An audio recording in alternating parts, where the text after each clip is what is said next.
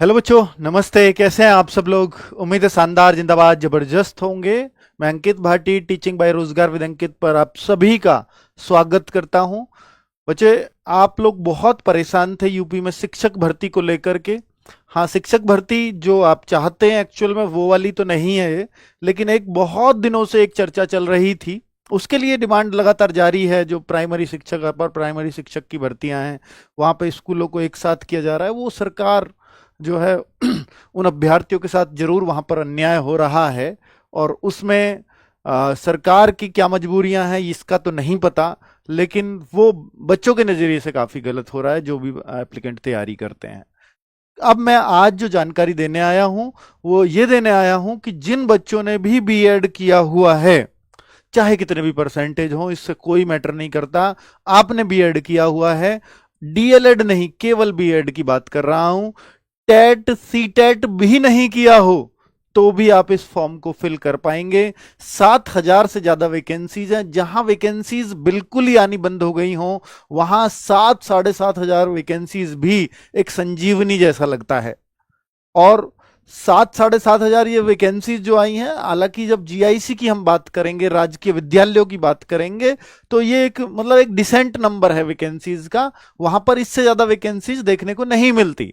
लेकिन यही बात अगर प्राइमरी और अपर प्राइमरी की होती तो यही वैकेंसी 30,000, 40,000, 50,000, 60,000, 70,000 तक भी देखी जाती है।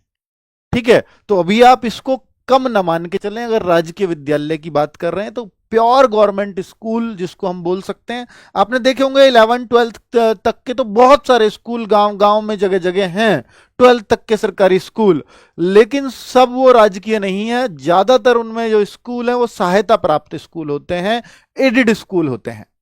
लेकिन ये जो स्कूल्स हैं ये प्योरली गवर्नमेंट स्कूल है, यानी टोटली आप मतलब कोई मैनेजमेंट कुछ नहीं होता, सीधा गवर्नमेंट का ही इस पे होता है पूरा कंट्रोल। ठीक है, तो बीएड इसमें चलती है, टेट इसमें नहीं चलता। इसका नोटिफिकेशन मैं क्यों इतना जोर से वीडियो बना रहा हूं, इतना मतलब खुश होकर के वीडियो बना रहा हूं, कायदा यह है क्योंकि अब ये क्लियर हो चुका है। क्योंकि अब तक सिर्फ बातें चल रही थी, न्यूज़पेपर में लगातार आ रहा था। और इस वैकेंसीज को आपको मालूम है कि उत्तर प्रदेश का लोक सेवा आयोग कराएगा, अर्थात जो पीसीएस की परीक्षा कराता है वो आयोग इसको कराएगा और वही कराता है। ठीक है, अब इसकी जो परीक्षा है उसका पैटर्न भी बदला है, मैं उसके बारे में बात करूंगा। लेकिन ये अब नोटिफिकेशन आ चुका है, शॉर्ट नोटिफिकेशन ऑफिशियली आ चुका है। जो न्यूज़पेपर होता है, जो उसमें निकलना होता है, वो सब कुछ निकल चुका है। मैं वो सब आपको दिखाने वाला हूं। पहले तो बता दूं कि जीआईसी शिक्षक भर्ती आप इसको कहिए, या एलटी ग्रेड शिक्षक भर्ती, जीआईसी गवर्नमेंट इंटर कॉलेज यानी राजकीय विद्यालय इनको बोला जाता है। एलटी ग्रेड ये लाइसेंसिएट टीचर ग्रेड ऐसे बोल देते हैं इसको। ठीक है, एलटी का फुल फॉर्म है। और प्रवक्ता, दो भर्तियां यहां आनी थी, एक तो ये टीजीटी, ये टीजीटी, और ये प्रवक्ता होता है पीजीटी जो 11-12 को पढ़ाता है, और ये टीजीटी जो होते हैं ये 9-10 को पढ़ाते हैं। तो ये अब जो भर्ती आई है वो इसकी आई है। इसको थोड़ा सा डिले कर दिया क्योंकि इसकी जो कुछ योग्यताएं थी कुछ स्पष्ट नहीं की, वरना ये दोनों वैकेंसीज एक साथ आनी थी। तो अभी ये नहीं आई है, बात सिर्फ इसकी करेंगे क्योंकि इनके ही पद आए हैं 7466। बात समझ में आ गई? 7466 को भी उन्होंने महिला और पुरुषों में अलग अलग बांट दिया, अर्थात फीमेल्स के लिए आरक्षण है इसमें। ठीक है, अब मैं बात कर रहा हूं कि एक ओटीआर की साइट है, इसके बारे में बाद में बताऊंगा कि सबको फॉर्म भरने से पहले, फॉर्म आ रहे हैं 28 जुलाई को, उससे पहले ओटीआर करना होगा आयोग की साइट पर जाकर के। ये कैसे करना है इसके बारे में बाद में डिटेल में चर्चा करूंगा, और ये कैसे कर सकते हो इसके लिए अलग से एक वीडियो भी बनवाऊंगा आपके लिए। ठीक है, इसी चैनल पे आपको मिलेगी। ये देखिए, आज का न्यूज़पेपर है दैनिक जागरण, उसमें पेज नंबर 11 लखनऊ वाला पेज है, उत्तर प्रदेश जागरण जिस पे लिखा हुआ है, यहाँ पेज नंबर 11 15 जुलाई लिखा हुआ है। यहां पर ये नोटिफिकेशन आया है। अब इसको मैं बड़ा करके दिखाऊं तो ये रहा, क्लियर? तो ऐसा नहीं है किसी ने वैसे ही चला दिया, तो ये आज के लखनऊ वाले न्यूज़पेपर में है। अब अगर हम देखें कि इसमें क्या क्या लिखा हुआ है, काम की बातें कर लेते हैं बस। तो मैंने काम की बातें सारी यहां लिख दी हैं ताकि आपको स्पष्ट रूप से ये समझ आ सके। तो अगर देखें कि भाई एलटी ग्रेड शिक्षक की जो भर्तियां हैं वो 7466 पद हैं, 4860 पुरुष हैं और 2525 महिलाओं के लिए फिक्स किए गए हैं।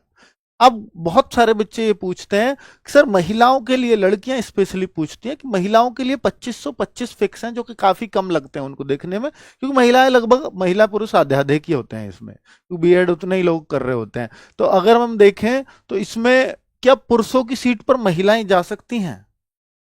तो ये अभी मतलब मैं इसको स्पष्ट रूप से नहीं कह सकता, पर जाना चाहिए। अगर ये आरक्षण भी दिया है तो आरक्षण के बाद भी जो बच्चे जनरल में फाइट करना चाहते, मतलब जिसके जनरल के बराबर मार्क्स आते हैं वो जनरल में भी फाइट करते हैं। तो मैं अभी ये एकदम श्योरिटी से तो नहीं कह सकता कि महिलाएं इसमें भी फाइट कर सकती हैं और ये उनके लिए फिक्स है, ठीक है, पर इसके लिए नोटिफिकेशन पे स्पष्ट हो जाएगा, तब ज्यादा बेहतर बता पाऊंगा। आगे बात कर लेते हैं। एज 21 से 40 वर्ष है, जो 1 जुलाई 2025 को मांगी गई है। ये जनरल और ईडब्ल्यूएस कैटेगरी के लिए होती है। ओबीसी, एससी, एसटी को यूपी के अंदर 5 साल का आरक्षण दिया जाता है, यानी उनकी 45 साल तक ये फॉर्म भर पाएंगे, ठीक है।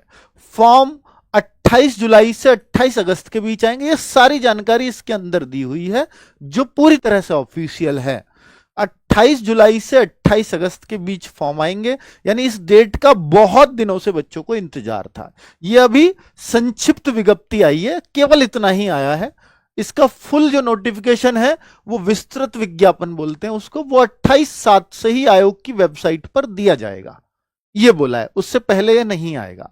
तो अब 28 जुलाई से 28 अगस्त के बीच फॉर्म आएंगे, यानी उसी दिन नोटिफिकेशन फुल आएगा, तो तब ज्यादा चीजें क्लियरिटी से के साथ बता पाएंगे। क्वालिफिकेशन जो इसमें है वो ग्रेजुएशन प्लस बीएड है।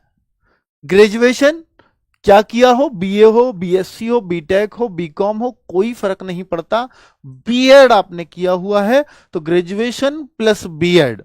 अब बात आती है कि बहुत सारे बच्चे सब्जेक्ट कॉम्बिनेशन को लेकर के परेशान होते हैं, क्योंकि ये जो वैकेंसीज हैं ये 7466 जरूर है, महिला पुरुषों में अलग जरूर बांटी गई हैं, लेकिन ये सब्जेक्ट वाइज भी बांटी जाएंगी कि मैथ्स के लिए कितने टीचर रिक्वायरमेंट है, साइंस के लिए कितने टीचर्स की रिक्वायरमेंट है, तो उस तरह से, या एसएसटी के लिए कितने टीचर्स की रिक्वायरमेंट है, तो उस तरह से ये वैकेंसीज ऐसे बाइफरकेट अभी की जाएंगी, जो फुल नोटिफिकेशन में ही आपको पता चलेगा।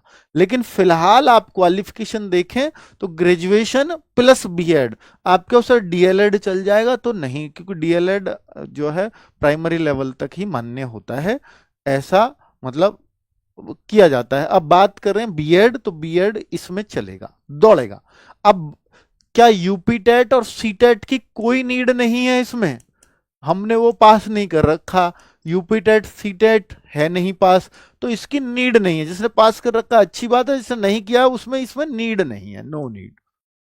चलो अब बात कर लेते हैं कि भाई ओटीआर सब लोग कर लेना, फॉर्म से पहले ओटीआर करना होगा। ये बात कहां लिखी हुई है? अब देखो, आवेदन हेतु इच्छुक अभ्यर्थियों को सलाह दी जाती है कि ऑनलाइन आवेदन प्रारंभ होने से पूर्व एकल अवसरीय पंजीकरण, वन टाइम रजिस्ट्रेशन बोलते हैं ओटीआर को, कर सकते हैं। ओटीआर नंबर प्राप्त करना सुनिश्चित करें, ताकि ओटीआर आधारित ऑनलाइन आवेदन ही स्वीकार किए जाएंगे। यानी जब आप आवेदन करने जाओगे ना आयोग की वेबसाइट पर 28 जुलाई को, तो वो आपसे ओटीआर नंबर मांगेगा। ओटीआर है क्या? जो आपकी बेसिक डिटेल्स हैं उनको पहले ही आप आयोग तक पहुंचा दीजिए ओटीआर के थ्रू। यानी ओटीआर में आपकी बेसिक इंफॉर्मेशन आयोग पर चली जाती है कि ये लोग फॉर्म भरने के इच्छुक हैं। आप क्योंकि सर 28 जुलाई के बाद नहीं कर सकते ओटीआर? 100% कर सकते हो। ओटीआर कभी भी कर सकते हो, ठीक है, आज भी कर सकते हो, कल भी कर सकते हो। तो ओटीआर पहले ही कर लें, ऐसा इन्होंने बोला कि बाद में अगर साइट बिजी हो जाए, क्योंकि तब तो सभी लोग करेंगे, तो अभी करके रख लेंगे तो कोई दिक्कत नहीं है किसी भी तरह से। वो तो एक अपनी बेसिक डिटेल, नाम, father's name, date of birth, ऐसी डिटेल्स जो हैं आपको बस आयोग तक पहुंचानी होती हैं, वो तो बदलेंगी नहीं, तो वो कर ही देंगे तो अच्छा ही रहेगा। एग्जाम पैटर्न, और ये ओटीआर के लिए मैं एक वीडियो बनवा दूंगा स्पेशली, ताकि किसी बच्चे की कोई गलती ना हो, है ना। तो ओटीआर में क्योंकि संशोधन थोड़ा मुश्किल होता है, फिर ओटीआर में संशोधन मुश्किल होता है, आवेदन में संशोधन हो सकता है।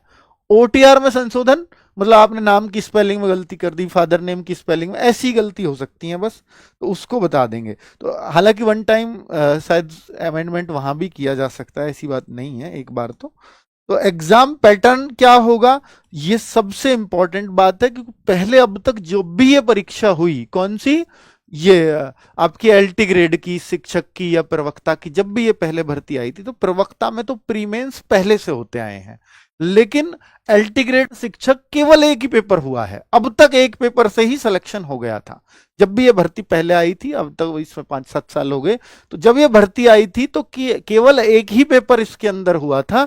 अब इसमें बोला है कि पूरी तरह से परीक्षा के पैटर्न को बदल दिया गया है, और अब इसमें प्री और मेंस होंगे। प्री में क्या क्या आएगा, मेंस में क्या क्या आएगा, ये आपको 28 जुलाई को ही पता चलेगा। अभी वो डिटेलिंग नहीं आई है एक बार भी बाहर। आप कहो कि प्रवक्ता में क्या क्या आता था, हाँ उससे कुछ आइडिया जरूर ले सकते हो कि उसमें जीएस भी होती थी, उसमें मैथ्स भी, जो भी चीजें होती थी, और सब्जेक्ट अपना, कि जैसे आप जिसके टीचर बनने जा रहे हैं तो उस सब्जेक्ट से मैटर आता है, वो आपको करना। ऑब्जेक्टिव टाइप ही पेपर होगा। सब्जेक्टिव होगा तो मेंस में होगा या नहीं होगा, कुछ डाला है नहीं डाला है, तो वो आगे पता चलेगा, वैसे चांसेस कम है। अब आप बोलो कि सर इंटरव्यू भी है क्या इसमें, तो इसमें इंटरव्यू नहीं है। इंटरव्यू प्रवक्ता में है, इसमें नहीं है। इसमें सिर्फ प्री और मेंस के बेस पर सिलेक्शन आपका हो जाएगा। क्लियर है ये सारे पॉइंट्स? मुझे उम्मीद है कि आपको मैं बहुत अच्छे से क्लियर कर पाया हूंगा इस नोटिफिकेशन को। अब बात है कि सर इसके लिए आरडब्ल्यूए पर प्री और मेंस को ध्यान में रख करके बहुत दिनों बाद शिक्षक की कोई भर्ती यूपी में सुनने में आई है, तो क्या इसके लिए कोई बैच चलेगा सब? क्योंकि बच्चे इसमें बैच ऐसा नहीं हो सकता कि एक कॉमन बैच सबके लिए कर दिया जाए। आपको पता है कि भाई इसमें जो एलटी ग्रेड शिक्षक है वो सब्जेक्ट वाइज भर्ती होंगे, किस किस सब्जेक्ट की कैसे कैसे वैकेंसीज आएंगी। जैसे टीजीटी मैथ्स की अलग वैकेंसीज होंगी, टीजीटी साइंस की अलग वैकेंसीज होंगी। तो उस तरीके से फिर आपको एक फॉर्मेट बना करके भाई हम किस किस सब्जेक्ट्स पर क्लास चला रहे हैं, किन किन सब्जेक्ट्स का बैच लेकर के आ रहे हैं, वो मैं आपको इंफॉर्मेशन जरूर दूंगा 28 जुलाई को ही। उससे पहले नहीं कह सकता कि भाई जो है आपका मतलब मैं बैच इन इन सब्जेक्ट का ले आऊं।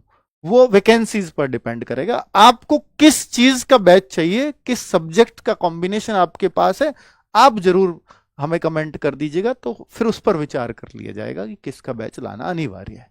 थैंक यू वेरी मच, नमस्ते।